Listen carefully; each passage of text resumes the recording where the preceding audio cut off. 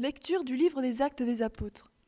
En ces jours-là, ceux qui escortaient Paul le conduisirent jusqu'à Athènes. Puis, ils s'en retournèrent, porteurs d'un message, avec l'ordre, pour Silas et Timothée, de rejoindre Paul le plus tôt possible. Alors Paul, debout au milieu de l'aréopage, fit ce discours. « Athéniens, je peux observer que vous êtes, en toutes choses, des hommes particulièrement religieux. En effet, en me promenant et en observant vos monuments sacrés, j'ai même trouvé un autel avec cette inscription « Ô Dieu inconnu ». Or, ce que vous vénérez sans le connaître, voilà ce que, moi, je viens vous annoncer. Le Dieu qui a fait le monde et tout ce qu'il contient, lui qui est Seigneur du ciel et de la terre, n'habite pas les sanctuaires faits de mains d'hommes. Il n'est pas non plus servi par des mains humaines, comme s'il avait besoin de quoi que ce soit. Lui qui donne à tous la vie, le souffle et tout le nécessaire.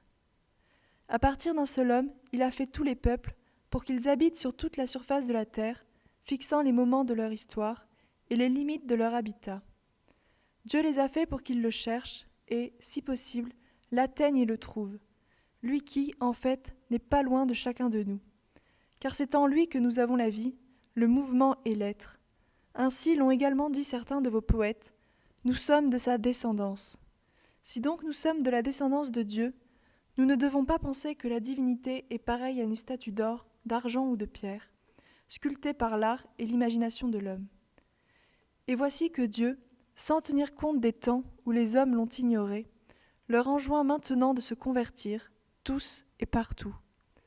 En effet, il a fixé le jour où il va juger la terre avec justice, par un homme qui l'a établi pour cela, quand il l'a accrédité auprès de tous, en le ressuscitant d'entre les morts.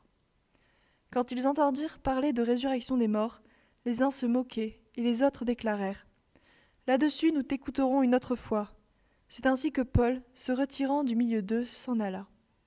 Cependant, quelques hommes s'attachèrent à lui et devinrent croyants. Parmi eux, il y avait Dénis, membre de l'Aréopage, et une femme nommée Damaris, ainsi que d'autres avec eux. Après cela, Paul s'éloigna d'Athènes et se rendit à Corinthe.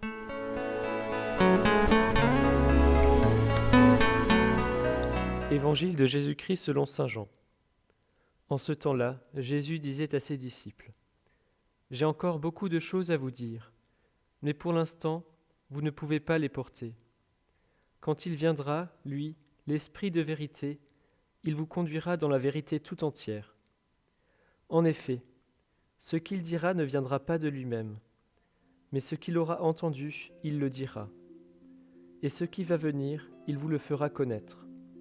Lui me glorifiera, car il recevra ce qui vient de moi pour vous le faire connaître. Tout ce que possède le Père est à moi.